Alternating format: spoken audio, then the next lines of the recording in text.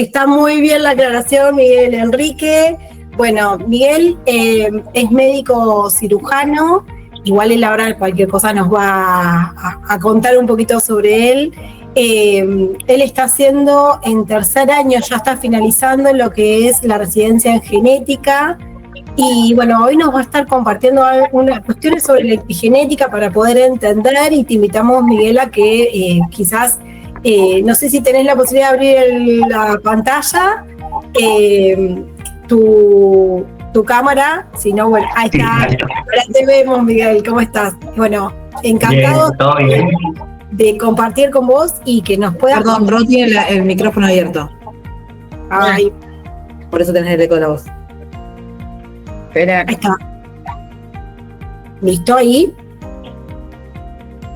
¿Cómo, ahí se me escucha bien? Perfecto. Sí, Ya, perfecto. Bien. Listo. Entonces, empezamos con las diapositivas. Sí, perfecto, Miguel. Bien, ahí vamos. Bueno, ¿qué tal? Yo soy el doctor Miguel Enrique Grau Peña, soy residente de último año de genética, soy peruano, trabajo en Perú. Y bueno, en una rotación, cuando todavía estaba en el segundo año, estuve en una clínica de fertilidad donde veíamos, bueno, todo el tema genético, preimplantacional, hacíamos cariotipo, hacíamos FISH, ¿no? Para 21, para 18, para 13, exomas también para ya poder leer los genes, ¿no? A un nivel mucho más pequeño. Y esta es la presentación que hice para toda la clínica, que estaba incluyendo a los médicos, los ginecólogos, el médico genetista, los embriólogos, las obstetras, los psicólogos. Entonces, bueno, esta fue la reunión que tuvimos con todos los de la clínica y esa es la presentación que les hice. Entonces, vamos a empezar. Voy a hablarles de lo que es el estrés y las modificaciones epigenéticas durante el embarazo. Por favor, lo siguiente. Vamos a definir lo que es el estrés, obviamente no como un estrés uniforme, sino diferentes tipos de estresores muy diferentes entre ellos, ya después les voy a aclarar.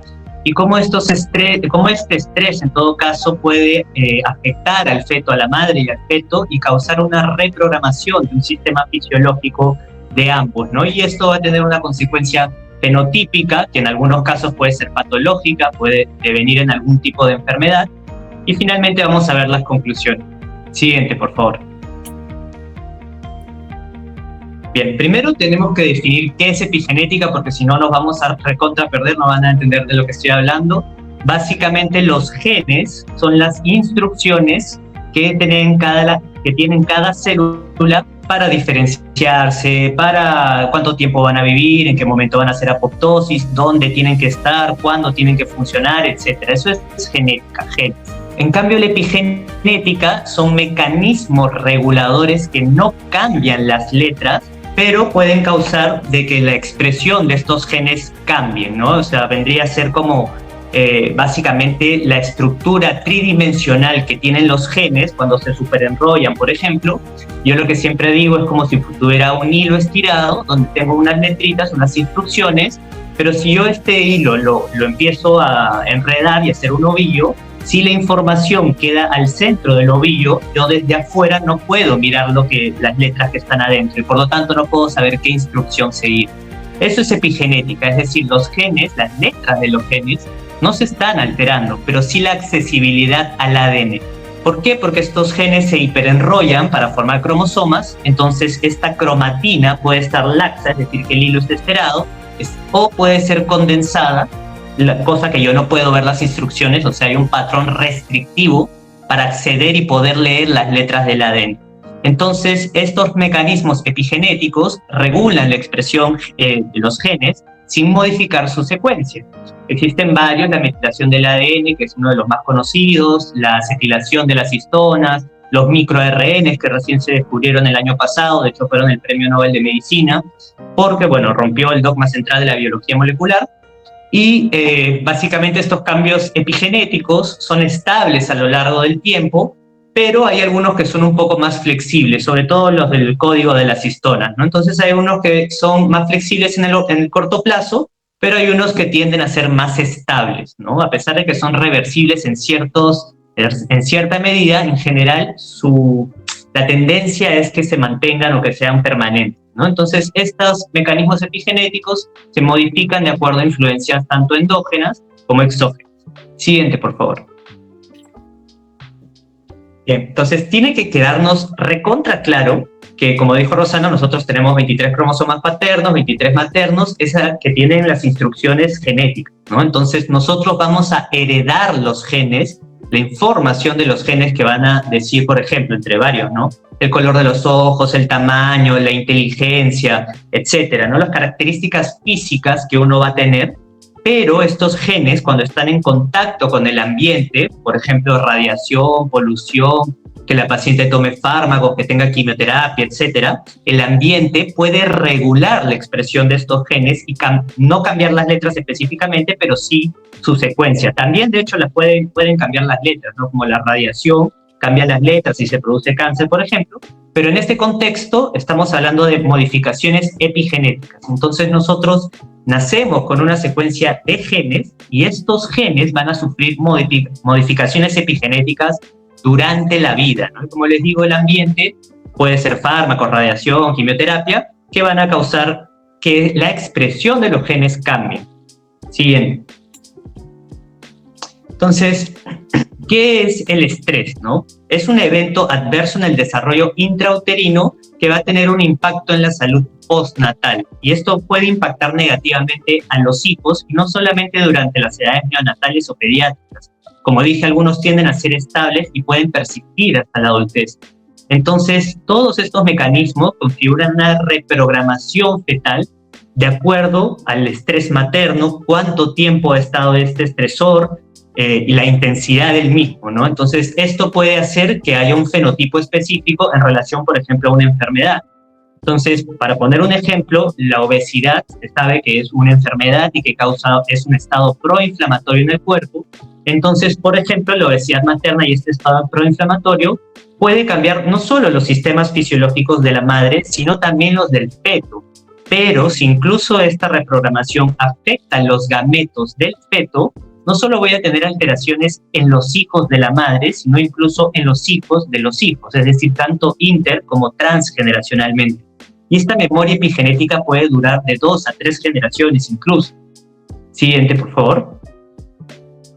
Entonces, todo esto causa una reprogramación fetal de los sistemas fisiológicos del feto, que generalmente los más importantes son los neuroinmunometabólicos, ¿no? Los eventos más asociados al estrés, los eventos más asociados a este estrés materno crónico siempre se relacionan, o lo más común es la prematuridad y el bajo peso al nacer.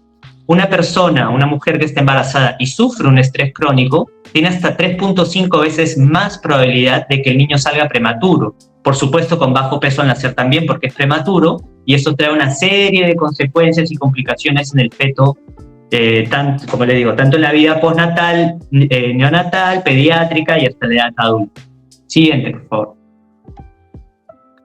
Entonces, el estrés materno lo que hace es elevar una hormona que es cortisol, que es la hormona del estrés. Entonces, esta hormona cortisol, que es lipófila, puede atravesar la placenta. Y el feto tiene maneras de protegerse de este cortisol materno, inactivándolo en cortisona. ¿Por qué? Porque la placenta, un gen de la placenta, sintetiza una enzima que se encarga de proteger al feto y desactivar este cortisol. Pero cuando los niveles de cortisol son demasiado altos en la madre, una porción de este cortisol no va a poderse transformar en cortisona, ¿no? La enzima tiene una capacidad limitada para poder transformarlo. Entonces, si está demasiado elevado, inevitablemente va a pasar cortisol activo hacia el feto. Entonces, el estrés materno eleva estos niveles de glucocorticoides que pasan hasta el feto, y los eventos estresores más comunes, pero hay muchísimos, son la ansiedad y la depresión, que son los más comunes durante el embarazo, ¿no? Entonces, el cortisol materno aumenta y el cortisol fetal también. Entonces, independientemente si el estrés es de tipo metabólico o es de tipo fisiológico, nadie puede negar que hay un estado proinflamatorio que tiene un efecto neuroendocrino y van a haber mediadores metabólicos que van a estar alterando diversos sistemas. Por ejemplo, el riesgo de enfermedades mentales no solamente persiste durante las edades pediátricas, sino hasta la adultez. Siguiente. Entonces, en el neurodesarrollo se ha visto ya desde las ecografías prenatales y postnatales también, que hay cambios en la estructura y en la función del cerebro. Tenemos volúmenes reducidos del hipocampo, del cerebelo, disminución de los metabolitos cerebrales, la colina, la creatinina, y que las conexiones neuronales no son las habituales, no son normales. Esto además no solamente se ha visto prenatalmente, sino postnatal, también con seguimiento de imágenes del cerebro, y persisten los volúmenes reducidos de la materia gris cerebral, del cerebelo, de la amígdala, del hipocampo. Entonces, esta alteración de la microestructura cerebral va a causar disfunción neuroconductual, y esto se puede evidenciar como alteraciones cognitivas, del lenguaje, del aprendizaje, la memoria, disfunción neuropsiquiátrica, problemas para la regulación socioemocional. Siguiente, por favor. ¿Una más? Bien, entonces en un cerebro que no está estresado, todos los impulsos van a ir a la corteza prefrontal, que se va a encargar de regular estos impulsos y sabe, por decirlo así, a qué otras áreas del cerebro tienen que ir estos impulsos para que nosotros podamos tener un buen control de los pensamientos, de las emociones, de las acciones. Pero en un cerebro que está estresado, la corteza prefrontal se empieza a atrofiar, se vuelve más chiquita y no funciona bien. Y la amígdala, más bien que tiene que ver con las emociones, se hipertrofia, es decir, empieza a mandar más señales al cerebro y la corteza prefrontal pierde esta capacidad de saber regularlo y mandarlos a diferentes partes o estructuras del cerebro a donde tendrían que ir normalmente. ¿Y esto en qué se traduce en un cerebro estresado que tiene un peor control de los pensamientos, de las emociones, de las acciones? Una más, por favor. Entonces hay un remodelamiento del cerebro. El hipocampo se atrofia, la corteza prefrontal se atrofia también con el tiempo, la amígdala crece, se hipertrofia. Entonces tenemos esta atrofia prefrontal del hipocampo también, y que la amígdala, que se encarga de las emociones en general, se hipertrofia. Siguiente, por favor. Entonces, independientemente del tipo de estrés que hablamos, o sea físico, sea psicológico, cualquier tipo de estrés, nadie va a poder negar que lo que pasa dentro del cuerpo es que hay un estado proinflamatorio que nosotros podemos comprobar haciendo mediciones séricas de diferentes moléculas. La proteína C reactiva o la expresión de citoquinas como la interleuquina 6. Básicamente hay un cambio, una disregulación de estas citoquinas. Siguiente, por favor. ¿Otra vez? Bien. Entonces, otros mecanismos que se proponen, o sea, de que hay inflamación, eso nadie lo va a negar, pero también hablan de, por ejemplo, que puede haber un microbioma alterado. El cortisol tiene que ver con el ciclo circadiano, es decir, en qué momento nos da hambre, en qué momento nos da sueño, tiene picos específicos con horas reguladas. Entonces, también se puede alterar este ciclo circadiano en relación al apetito y al sueño. Y también se habla de disfunción placentaria, ¿no? Aumenta el cortisol, disminuye las MAO, disminuye la cantidad de enzima que la placenta puede sintetizar para proteger al feto de este cortisol. Diferentes tipos de mecanismos, pero de que hay inflamación, hay inflamación. E intraútero, ¿qué es lo que pasa? Esta disregulación epigenética va a causar alteración de la neurogénesis, de la migración de las neuronas, de la diferenciación de las neuronas y cómo deberían hacer normalmente su circuito de conexión entre ellas. Consecuencia en el cerebro, la microestructura cambia, los metabolitos del cerebro están alterados. ¿Y cómo lo puedo evidenciar ya en el desarrollo, en el neurodesarrollo del niño ya postnatal, que puede tener problemas socioemocionales, del comportamiento, problemas cognitivos, retraso en el lenguaje, problemas del aprendizaje, déficit de memoria y trastornos neuropsiquiátricos también? Siguiente, por favor. Entonces, la inflamación y la inmunidad siempre están estrechamente relacionadas. Este estrés crónico hace un cambio en estas citoquinas proinflamatorias y antiinflamatorias. Por ejemplo, una cosa que me llamó mucho la atención, y de hecho la epigenética juega mucho aquí, es que solamente en los embarazos de hombres, por decirlo así, se ha visto que hay un giro en los primeros 3 meses, un giro a un fenotipo de TH1 o TH2. Y esto los predispone, por ejemplo, al nacimiento a ser asmáticos, a tener rinitis alérgica, algunas dermatitis en la piel. Entonces, ¿cuál es la lógica detrás de esto? Que durante el primer trimestre las células madre dan los progenitores de las células inmunitarias. Entonces, si hay un cambio en estas citoquinas, estas células inmunitarias, en vez de irse para un lado, se van para el otro lado. Y eso hace justamente que solamente se observó en los hombres que van a tener más riesgo de sufrir asma o enfermedades atópicas e incluso aumentar el riesgo de enfermedades cardiovasculares. Siguiente, por favor. Entonces, esta enfermedad cardiovascular que se va a ir hacia la descendencia justamente por el estrés materno va a causar esta disregulación del sistema inmune. Una más, por favor. ¿Una más? Bien, entonces, ¿qué es lo que va a pasar?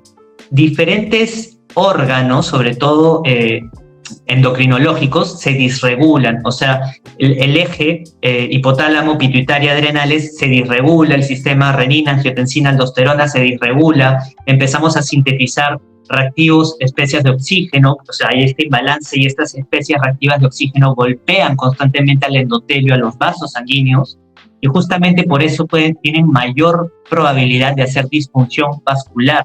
Es decir, este cambio, esta inflamación, predispone hasta la edad adulta de que uno sufra algún tipo de disfunción vascular que se puede, por ejemplo, puede causar una estenosis, un tipo de infarto, falla cardíaca, etc. Siguiente. ¿Por qué subrayé las TH17? Porque son unas células que a mí personalmente me llamaron mucho la atención y que no se suelen mencionar para casi nada, que estos TH17 se relacionan con algunas enfermedades del embarazo, como la preeclampsia, ¿no? Que es un estado en donde uno ya está en alerta y incluso se lleva a la eclampsia. Tenemos que interrumpir el embarazo inmediatamente porque esto puede poner en riesgo la vida tanto de la madre como del niño. Entonces, estas TH17 son unas células clásicas, es decir, están ahí y depende de la orden que uno les dé, como vuélvete inflamatoria o vuélvete antiinflamatoria, ellas van a girar hacia donde tengan que ir de acuerdo al nivel de interleuquinas que uno la expone. Por ejemplo, la interleuquina 23, que es proinflamatoria. Entonces, las mujeres que sufren preeclampsia, por ejemplo, nosotros hemos medido esta interleuquina 23 en sangre, nos damos cuenta que está elevada. Y si yo ya sé que está elevada, yo sé que va a haber un mayor riesgo de preeclampsia hasta 2 o 3 veces. Y obviamente si esta preeclampsia se da en etapas donde todavía el bebé no está a término, hay un mayor riesgo de complicaciones, de hipoplasia pulmonar, mayor probabilidad de que hayan infecciones, etcétera, etcétera, en el niño en la etapa neonatal. Entonces, los trastornos psiquiátricos, sobre todo la ansiedad y la depresión, que son los más asociados al embarazo, los que más papers tiene, los que más estudiados están, ya se sabe que aumentan el riesgo de preeclampsia. ¿Y por qué lo hacen? Porque la interleuquina 23 está elevada en sangre. Entonces, estas TH17 no solamente tienen que ver con el embarazo, sino con enfermedades reumáticas y no reumáticas, pulmonares, de la piel, del sistema gastrointestinal. Siguiente, por favor. Incluso yendo un poquito más, porque me llamaron tanto la atención estas células, estaban asociadas en diferentes tipos de enfermedades del embarazo, el aborto recurrente, la colestasis del embarazo, y en enfermedades mentales también. Y cuando se estudió los cerebros de personas que tenían algún tipo de enfermedad mental, vieron que había presencia de estos TH17 y las citoquinas proinflamatorias en el sistema nervioso central, y esto activaba la microglia, es decir, había, digamos, como lesiones en el cerebro, en diferentes partes del cerebro que uno ve como, entre comillas, cicatrices. Y esto puede provocar justamente que los impulsos nerviosos y la conectividad neuronal alteradas causen ansiedad y cambien el estado de ánimo por lo menos 2 vías bien conocidas, que es que hay inducción de, digamos, hay un daño neuronal directo porque estoy sintetizando una molécula que no debería sintetizar y que directamente golpea las células del cerebro. Y también porque estoy inactivando una enzima que normalmente debería convertir el triptófano en serotonina, que es la hormona, entre comillas, de la alegría. Entonces, yo no solamente estoy teniendo un daño neurotóxico directo, sino que encima estoy agotando el suministro del cerebro de la molécula que debería, del neurotransmisor que debería hacer que nosotros percibamos la alegría, la felicidad. Siguiente.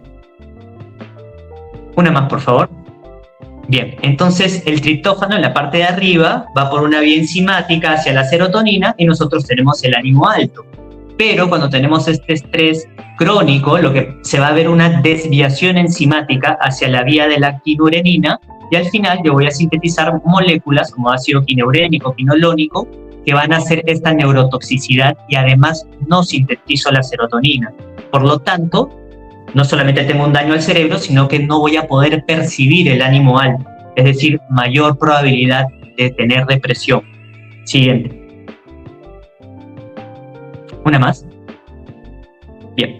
Entonces, los genes relacionados con vías neurometabólicas, por ejemplo, en estos bebés, ya cuando habían nacido, queríamos ver si efectivamente este nivel de cortisol se mantenía en el tiempo. Y sí, justamente tomaban muestras de saliva y se dieron cuenta que persistían los niveles altos de cortisol y podíamos seguir apoyando, seguir comprobando de que esto causa modificaciones epigenéticas en muchísimos genes, de la inmunidad, de metabólicas, etc.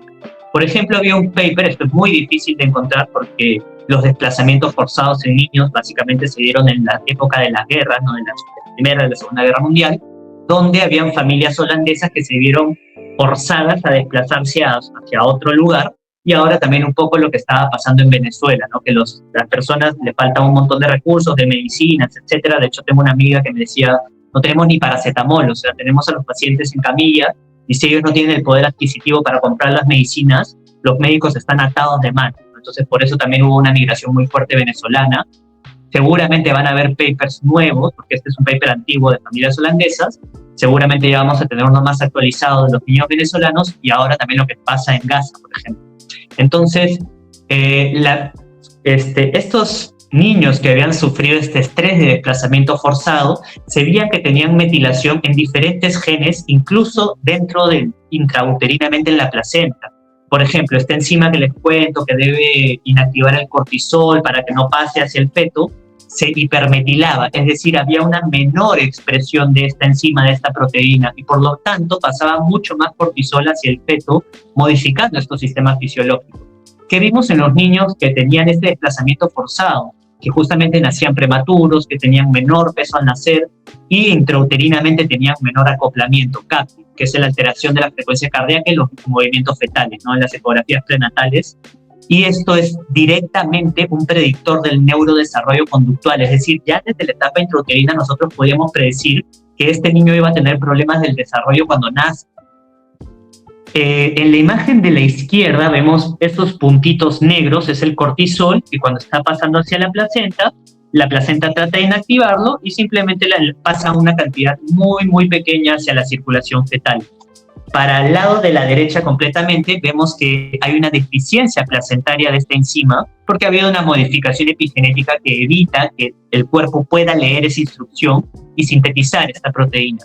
Consecuencia, estos puntitos negros pasan activos, el cortisol, hacia la circulación fetal, ¿no? Si comparan la de la izquierda, solamente hay 2 puntitos negros, y si vamos hacia la derecha, vemos que todos son puntos negros. Siguiente, por favor. Bien. Dentro de los neurotransmisores, como les mencioné, hay una alteración de los transportadores de la serotonina en los espacios presinápticos, ¿no? Entre neurona y neurona. Este transportador de la serotonina se encuentra hipometilado, es decir, todo lo contrario, sintetiza mucho más de lo que debería ser.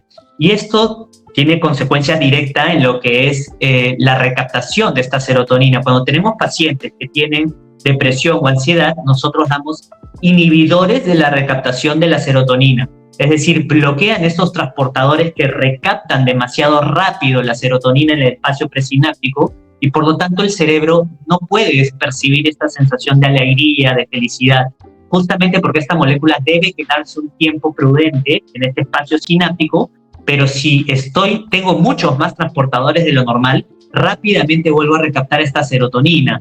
Entonces los síntomas depresivos, por ejemplo, se asociaban con la metilación de algunos genes, en este caso hipometilados, y tengo una recaptación acelerada de la serotonina. Y un factor que a mí me encanta, que es el factor neurotrófico derivado del cerebro, también se encontraba hipermetilado, es decir, se sintetizaba menos. Y este factor se necesita para que las neuronas vivan, crezcan, se diferencian y se mantengan, es decir, que vivan el tiempo que tienen que vivir. Entonces, si este factor neurotrófico está disminuido, se sabe que hay una alteración cognitiva, se asocia a demencia, se asocia a depresión, se asocia a enfermedades cardiovasculares, a diabetes tipo 2, a la obesidad. es decir, diferentes tipos de enfermedades por una sola molécula. Siguiente, por favor. Entonces, los genes de interés en general son los que se relacionan con este axis hipotálamo, hipófisis, adrenales. También los que tienen que ver con la inmunidad y genes, como el receptor de la oxitocina. La oxitocina participa en lo que es el reconocimiento facial, por ejemplo. Entonces, hay también disregulación socioemocional. De hecho, he visto algunos papers psiquiátricos, no de genetistas, sino de psiquiatras, que justo ellos planteaban que en el autismo, como no había un buen reconocimiento facial, probablemente había una alteración en este gen que codificaba para el receptor de la oxitocina, ¿no? Entonces, también se ha visto que está hipermetilado en la descendencia, en los hijos, otros genes relacionados a los glucocorticoides, etc. Siguiente, por favor. Dale escape una vez y vuélvelo... No, o sea, dale escape a esa diapositiva y vuélvela a abrir para que se cuadre todo. A mí me pasa lo mismo también. O sea, dale escape. Bien, sí, ahí está, espérate. En el papel. Se me fue, ¿no? Sí.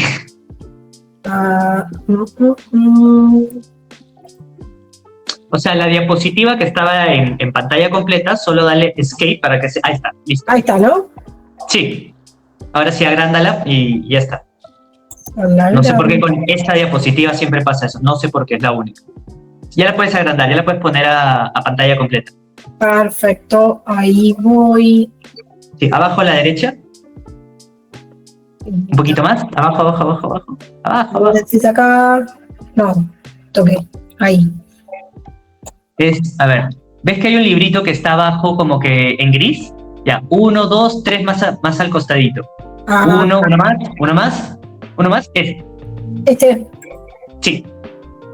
¿Se ve ahí o no se ve completa? No lo veo completo ahí.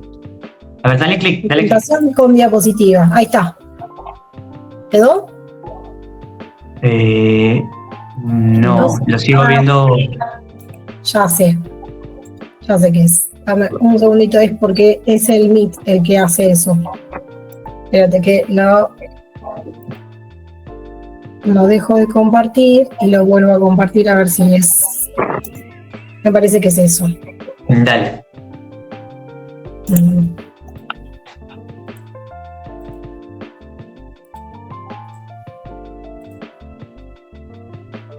¿Quedó? Sí, a ver, sí, perfecto. Vamos a ir agrandarlo yo también. ¿Dónde estás? Aquí está. Listo. Entonces, ahora sí vamos a ir a los diferentes tipos de estresores, ¿no? Obviamente no es como que, bueno, Miguel, tuve un día difícil en el trabajo, estoy estresada, no. Estamos hablando de estresores crónicos e intensos, como por ejemplo el desplazamiento forzado, la ansiedad, la hambruna, la depresión, la violencia física, la violencia mental, ¿no? Por ahí quería como aclarar que no es como que estoy estresada un poquito y ya, ¿no? Estamos hablando de estresores intensos. Entonces, cada uno de estos estresores, y por supuesto que el tema del desplazamiento forzado y peor la hambruna, son los peores estudiados porque tenemos menor cantidad de papers, menor cantidad de personas que hemos podido captar y estudiar.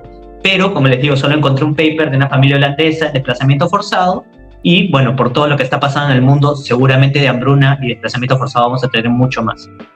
Bueno, cada uno de estos estresores van a tener una consecuencia fenotípica específica. Alteraciones en el metabolismo de la glucosa, es decir, puede causar diabetes, obesidad, enfermedad coronaria, cardiovascular, que puede causar infartos, hipercolesterolemia, depresión, preeclampsia, incluso hasta se ha relacionado con algunos tipos de cáncer. Siguiente, por favor. Y la disfunción cognitiva también, por supuesto. Siguiente, por favor. Ahí está, ¿no? Sí. Entonces, estos cambios epigenéticos son heredables. Esta programación prenatal se puede propagar a las siguientes generaciones. Si está en los gametos de la madre, todos los hijos que vengan después van a heredar estos cambios epigenéticos. Y si estos cambios se incorporan en los gametos del feto, esto va a pasar de los hijos a los hijos, es decir, como transgeneracionalmente. Y las influencias más potentes relacionadas a estos cambios son el estrés, como estamos hablando, la desnutrición, que también es un tipo de estrés, y los tóxicos ambientales. Entonces, estos patrones hereditarios causan modificaciones fisiológicos y conductuales, y esta memoria epigenética puede durar 2 o 3 generaciones. Como les digo, se pueden revertir en algunos puntos, pero en general tienden a ser estables. Bien, entonces la programación transgeneracional es cuando se incorpora en línea germinal, es decir, en los gametos, en los óvulos, en los espermatozoides. A eso me refiero con los gametos. Siguiente, por favor. Bien, entonces la pregunta del millón que siempre hacen los ginecólogos, las madres, todo es, ¿cómo es respecto a ovodonación? ¿Cómo es respecto al útero subrogado? Perdón, acá, listo. Entonces, las modificaciones epigenéticas, tanto en el espermatozoide como en el óvulo, se están dando constantemente durante la vida de ambos, de la madre o de los donantes en todo caso. Entonces, ya la donante está dando en su óvulo alteraciones epigenéticas que pueden ser buenas o pueden ser malas, simplemente las modificaciones epigenéticas, y cuando vayamos al momento de la transferencia en la receptora, la conducta de la receptora va a seguir causando modificaciones epigenéticas desde la transferencia hasta el momento del par. Entonces, de nuevo, el material, los genes, las letras de los genes, es aportado por ambos progenitores, pero ese óvulo donado ya viene con patrones epigenéticos heredados de la donante. Y ese embrión va a seguir sufriendo modificaciones epigenéticas intraútero del útero subrogado. Consecuencia, obviamente, del comportamiento materno de la receptora. Ahora también muchas veces me dicen como que, bueno, en el caso de que sean dos mujeres, ¿no? Bueno, ¿quién va a poner el óvulo, no? ¿Quién va a poner los genes? Porque obviamente eso va probablemente dar fenotípicamente que se parezca a la persona que está donando esos genes, ¿no? Entonces a veces las receptoras de los úteros subrogados, cuando son parejas mujeres, dicen, bueno, pero yo, ¿qué voy a aportar? ¿No? Prácticamente estoy simplemente poniendo la casa, y a veces se quedan en ese como quién pone los genes, quién no pone los genes. Bueno, la cosa es que tenemos el ADN fetal circulante, es decir, si la receptora, hemos puesto el óvulo de la persona 1 y la ponemos en el útero de la persona 2, ese ADN fetal va a circular hacia la sangre de la receptora. Y esa receptora también le está dando, no genes, pero sí le está dando modificaciones epigenéticas propias de ella. Entonces, a pesar de que la receptora no está dando sus genes, sí está influyendo en cómo estos genes se van a expresar. Es decir, sí está donando, digamos, de alguna manera, no información, pero sí cómo esta información se va a dar, ¿no? Entonces, porque muchas veces está esta discusión, ¿no? de quién va a dar el óvulo y por lo tanto quién va a dar los genes, ¿no? Quién se va a parecer ese futuro bebé. Y la realidad es que ambas están aportando, bueno, una los genes y la otra cómo se van a expresar esos genes, ¿no? Entonces, para las receptoras no es que simplemente están dando la casa, sino también están aportando a lo que es ese bebé. Siguiente, por favor. Bien, ya estamos terminando casi, entonces hay un cambio en este fenotipo embrionario. Como les digo, las características físicas van a ser de acuerdo a los genes que se aportan tanto de papá como de mamá. Sin embargo, las características neuroinmunometabólicas que se expresan en consecuencia no de las letras de estos genes, sino de los patrones epigenéticos que va a dar la conducta materna de la receptora durante el embarazo. Es decir, sí juega un papel, sí está aportando. Por lo tanto, un embrión resultante de ovodonación de una madre sana puede resultar en un fenotipo patológico como depresión, ansiedad, atopía, consecuencia del ambiente intrauterino de la donante subrogada. Es decir, estrés, fármacos tóxicos y viceversa también. Un poco más difícil, pero sí, viceversa también. Nosotros, por ejemplo, como las donantes están protegidas por ley y no sabemos quiénes son, básicamente el Maternity Bank, que lo hacen, bueno, donde yo estuve, las obstetras, simplemente les hacen un cuestionario de, por ejemplo, bueno, obviamente toman las características físicas, cuánto mide, cuánto talla, qué estudió, qué sé yo, pero solamente es un cuestionario simple donde ellas le preguntan, por ejemplo, si es fumadora, o si toma alcohol, o si tiene algún fármaco. Y muchas de estas donantes son mujeres jóvenes que generalmente están en la universidad, me parece que les pagan algo de $500, y generalmente lo hacen porque no pueden pagar la universidad, necesitan el dinero, y por eso es que la mayoría de veces son mujeres jóvenes, pero en realidad no sabemos cómo esa conducta materna, si es real o no. Ella simplemente puede marcar, no fumo, oye, ¿verdad? Sí fuma. No, y no hay forma de hacer un seguimiento real. Entonces, a veces yo siento que eso del cuestionario de ¿no? ¿Estás todo bien? Sí, obviamente estoy todo bien, porque la intención de ellas es donar el óvulo para que les paguen.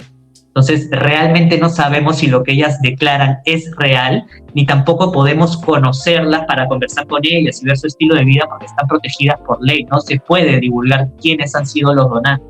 Entonces, siempre también queda ese como que, al menos yo me di cuenta de eso cuando estaba viendo lo de fertilidad, como que, bueno, es un cuestionario simple. Realmente la donante puede mentir, ¿no? No podemos a 100% saber que lo que ella está marcando en los cuadrados es real o no. Bueno, siguiente, por favor. Entonces, como conclusión, tenemos estos diversos factores estresantes durante el embarazo que van a llevar cambios epigenéticos que van a regular la expresión de varios genes involucrados en diferentes fisiopatologías de diversas enfermedades, como hemos visto. La reprogramación generalmente es neuroinmunometabólica, todo por cambios epigenéticos que son estables y heredables tanto inter como transgeneracionalmente, ¿no? Depende de si ha habido reprogramación de los gametos maternos o fetales. ¿Y para qué me sirve saber todo esto? Ya todo lindo con la epigenética, qué bien, qué interesante, pero ¿para qué me sirve esto? Porque conocer estas vías nos va a permitir pensar en, estas pueden ser dianas terapéuticas, es decir, yo puedo sintetizar fármacos que puedan revertir estos procesos epigenéticos. Yo puedo bloquear las metilasas del ADN, las desacetilasas de las histonas. ¿Y para qué lo haría? Para justamente evitar que el fenotipo de este bebé que va a nacer sea patológico, es decir, en beneficio de tanto la madre como el niño, el feto que va a nacer. Entonces, esa es la importancia de la epigenética, justamente para que nosotros, sabiéndolo y hablando de esto, podamos diseñar fármacos para evitar que este tipo de modificaciones, digamos, malas ocurran. Y eso sería todo. Muchas gracias. Ahora sí, preguntas. Un placer escucharte.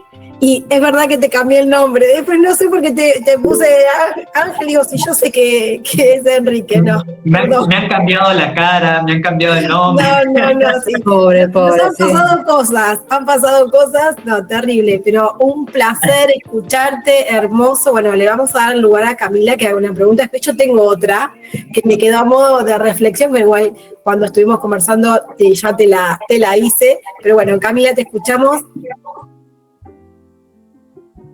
Bueno, estoy muy preguntona, pero bueno, muy interesante. Quería saber si esto, bueno, toda la explicación que usted dio, ¿se ha estudiado, se sabe algo del rol de la microbiota en la receptora? Bien, sí. De hecho, como estamos hablando que el cortisol cambia, básicamente centrémonos en el cortisol por ahora. Eso disrumpe tanto el ciclo del sueño como el ciclo del hambre. Y obviamente esto cambia la microbiota, ¿no? Y sabemos que la microbiota es el segundo cerebro. Se sabe que hay neuronas en el intestino que mandan información, intercambian información con el cerebro. Por eso es que la microbiota es pero tan importante. Incluso tenemos enfermedades gastrointestinales que son resistentes a tratamientos y se han dado cuenta que es por la microbiota. Por eso no sé si han escuchado alguna vez de las transferencias fecales, justamente tratando de cambiar una microbiota mala por una microbiota sana, para evitar tanto enfermedades gastrointestinales que también, o sea, ya se sabe que tienen una conexión con el cerebro, su funcionamiento y todo eso, ¿no? Entonces sí se estudió la microbiota y se sabe que causa enfermedades y gracias a eso una de las estrategias terapéuticas son las transferencias fecales. Gracias. Me dijiste que tienes 1 millón de preguntas, así que pregunta lo que quieras. Increíble.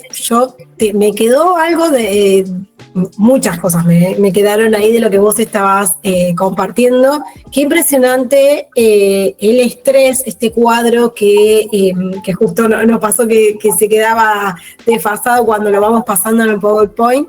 Del estrés, cómo influye durante el embarazo el estrés, las situaciones de violencia. Otra de las cuestiones que yo te pregunté y ahora para compartirlo con todos los oyentes, es esto, cuando de repente se está cursando un embarazo porque se busca mediante un tratamiento de fertilidad, primero tenemos el estrés, ¿sí?, con el que transitamos. Pero además cuando hay esos complementos que son de depresión, porque eso claramente, por lo que nos has compartido, afecta en el desarrollo y en lo que va a ser la vida de ese futuro bebé. ¿Se puede? Porque acá pienso en el rol que después tenemos el próximo taller con Jessica Pintos y con Flora Leito. Estas cuestiones, ¿se puede prevenir? ¿Hay alguna manera? Sí, de hecho, justo cuando di esa misma charla antes, me hicieron exactamente la misma pregunta. Se puede prevenir en cierto grado. No podemos, por más que lo intentemos con toda nuestra fuerza y tratemos de que el embarazo sea lo más tranquilo y no pensar en nada, es casi imposible controlarlos todos, porque, por ejemplo, nosotros no podemos controlar cuánta radiación hay en nuestro país. No podemos controlar la polución del aire en donde estamos. Entonces, sí puedo tratar de disminuir ciertos estresores, pero es imposible que se puedan disminuir todos, porque algunos ya escapan. Incluso si tú tienes alguna enfermedad y tomas medicamentos y los necesitas para vivir, como por ejemplo, no sé, levotiroxina porque tienes disfunción tiroidea, no lo puedes evitar. Y bueno, otra cosa más que sí me gustaría decir es que muchas veces, y esto es un gran problema, muchas veces los ginecobstetras o los ginecólogos que hacen todos estos procedimientos, claro, te explican que te van a dar el tratamiento hormonal y en qué momento vamos a hacer la aspiración ovular y más o menos cuándo deberíamos hacer la transferencia y todo esto, y dejan muy de lado el tema psicológico. Te explican simplemente los tratamientos que te van a dar para que funcione, y de arranque ya una persona que busca infertilidad ya tiene un estrés, o sea, tiene una preocupación, ¿por qué no puedo? ¿Cuánto tiempo me queda? ¿Cuánta reserva folicular me queda? Entonces ya de arranque tienes un factor estresante cuando buscas alguna asistencia en fertilidad. Entonces siempre tiene que quedar súper claro en la cabeza es que esto tiene que tener un acompañamiento psicológico desde antes. Incluso yo he tenido pacientes que, por ejemplo, la última vez que me acuerdo era una señora que le hacíamos la 4ª transferencia y no pegaba el embrión. Y en cada transferencia es una cantidad de plata exorbitante porque hay que estar dando el tratamiento hormonal, saber y estar pensando va a funcionar o no va a funcionar, perdí el embrión que me transfirieron. Entonces, si no hay un acompañamiento, ese cortisol está disparado. E incluso ya se sabe que hay menor tasa de implantación cuando esto ocurre. Entonces, no podemos simplemente, quedarnos con lo que el médico nos dice y como que te voy a dar este tratamiento, te voy a dar tales hormonas, en tal momento voy a hacerte la ecografía, ¿no? O sea, tiene de todas maneras que haber acompañamiento psicológico y que haya un screening, lo hace el psicólogo o quizás el psiquiatra, si hay síntomas depresivos, qué tan intensa es esta ansiedad, cuánto está durando. Porque, por ejemplo, Rosana dijo que se la pasó 5 años intentándolo. Es un tiempo enorme. ¿Cuánto estrés debe haber pasado durante estos años? Entonces, no nos debemos quedar solamente con lo que el ginecobstetra me está dando para poder obtener mi óvulo y transferirlo. Esto tiene que ser desde antes y durante todo el embarazo, ¿no? El acompañamiento psicológico es fundamental. O sea, por ejemplo, donde yo estaba haciendo fertilidad, sí había psicólogos, pero yo dudo mucho que en todos los hospitales, en todas las clínicas, tengan este equipo multidisciplinario donde está el ginecólogo, donde está el genetista, donde está la obstetra pura, donde está el psicólogo, donde está el psiquiatra. O sea, yo sinceramente lo dudo muchísimo. Entonces, para las personas que lo estén buscando, y ya de por sí deben estar estresados pensando en por qué tengo infertilidad, cuánto tiempo me queda, cuántos óvulos me quedan. Incluso me llamó mucho la atención porque el tema de la fertilidad está siendo cada vez mayor. Yo he tenido pacientes de 19 años, un paciente varón, que tenía completamente alterado el espermatograma. O sea, él era infértil y tuvimos que darle tratamiento de 3 meses con antioxidantes, diferentes cosas, pero decía, ¿cómo un chico de 19 años puede tener infertilidad? Tuve una paciente que también vino, que tenía 30 años, con su pareja creo que tenían los dos 30, y le hicimos la ecografía para ver la reserva folicular, y el doctor le dijo, prácticamente te quedan óvulos como si fueses una persona de 40 años. Es decir, si no congelamos ahorita tus óvulos, o ahorita mismo no te embarazas, cuando tengas 35, porque ella no lo quería tener aún, quería tenerlos como 3, 4, 5 años después, ya casi no te van a quedar óvulos. Entonces decía, ¿cómo una mujer de 30 años, sana aparentemente, va a tener una reserva folicular tan baja? Entonces, lo que yo he notado es que la infertilidad está aumentando muchísimo. Y cuando me pongo a pensar por qué, digo, bueno, porque ahora nuestro estilo de vida es muy rápido, todo el tiempo el celular, todo el tiempo mensajes, tengo que llegar rápido a este sitio, tengo que trabajar, tengo que rendir en mi trabajo, hay mucha más polución del aire, no sé, la capa de ozono se está debilitando, está cayendo más radiación, necesito más fármacos para tal enfermedad, qué sé yo. Entonces me daba cuenta que, y obviamente los alimentos ultraprocesados, ¿no? A veces tenemos que comer algo muy rápido, no tenemos tiempo. A mí me pasa muchas veces que tengo 10 minutos para almorzar, porque entre la consulta de la mañana y la consulta de la tarde digo, ya, ¿qué puedo comer? Y me agarro una galleta, o sea, un alimento procesado o lo que sea. Entonces, yo personalmente pienso que es por el estilo de vida que llevamos ahora y porque cada vez es más difícil que comamos sano. Cada vez necesitamos comer rápido y cualquier cosa y generalmente está ultraprocesada. Entonces, sí, la fertilidad en relación a los años anteriores está aumentando y de manera alarmante. Nos dejás la puerta abierta con muchas ganas para la próxima jornada, porque es así, es nutrición y psicología, por favor, ya. Sí. Igual, Miguel. Bueno, Jessica Pinto es la que hace psicología, ¿no? De la infertilidad, así que ella seguro les va a dar mucho más pautas y todo eso, ¿no? Justo yo conversé con Jessica la primera vez y me pareció tope, ¿no?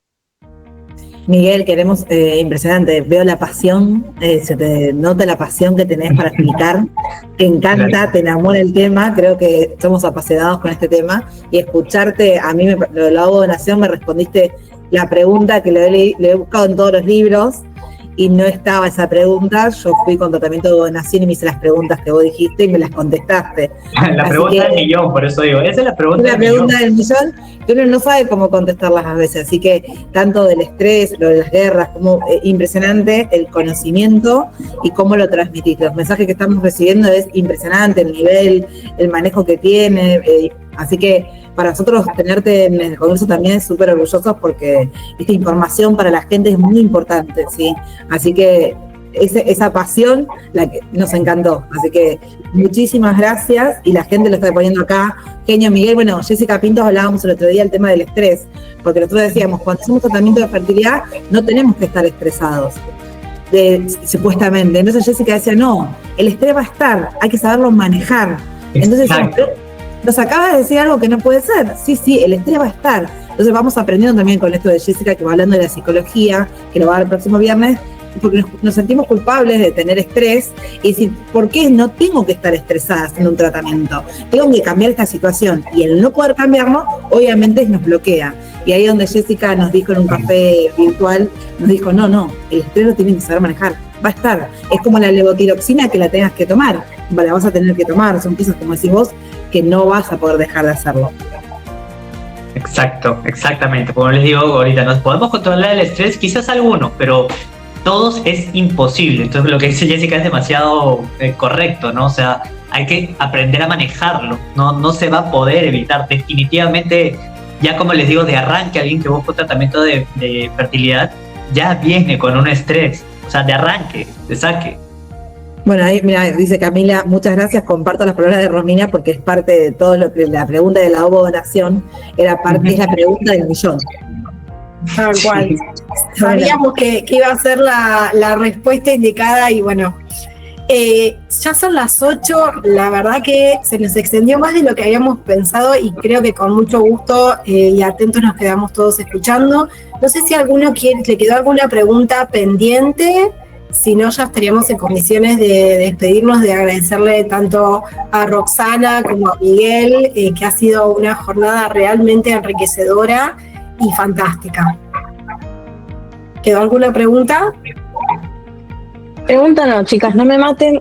Solo quiero agregar una palabrita más, un concepto más que me parece importante como para dejarlo abierto para la próxima charla el viernes que viene. Presentate con las dudas para que sepan. Perdón, sí, soy Jessica Pinto, psicóloga, diplomada en fertilidad. Escuché ambas ponencias, excelente, es un placer escucharlos a ambos siempre. Quiero introducir este concepto que me parece súper importante y que viene a colación de la charla de hoy, que es la palabra prevención, ¿no? Muchas veces desde lo emocional y en psicología no estamos acostumbrados a hablar de la prevención. Siempre se trabaja sobre lo que el paciente se atrae o cuando hay algún conflicto instalado, ¿no? Pero qué importante es hablar de prevención cuando estamos hablando de reproducción asistida, de los tratamientos. Porque las emociones van a estar a flor de piel, o sea, las emociones son saludables, son sanas, ese no es el problema. El tema es que tenemos que aprender a convivir con eso, y para eso es importante anticiparnos y trabajar desde la prevención. Solo eso, y luego continuamos el viernes que viene. Estás muteada, Noé. Muteé yo porque sentí que algo hacía eco por ahí, entonces nos muteé a todos, creo. Bueno, muchísimas gracias a todos. Realmente ha sido espléndida la jornada, sí. Gracias por quedarse tanto tiempo, a quienes expusieron. Realmente ha sido hermosa. Así que bueno, nos despedimos y nos vemos el próximo viernes a las 18 horas. Los esperamos, que nos va a estar compartiendo Jessica Pintos y Florencia Alessio, ambas licenciadas, una en psicología, la otra en nutrición. Muchísima información. Así que bueno, nos despedimos. Gracias. Gracias y gracias a ustedes, chicas. Adiós.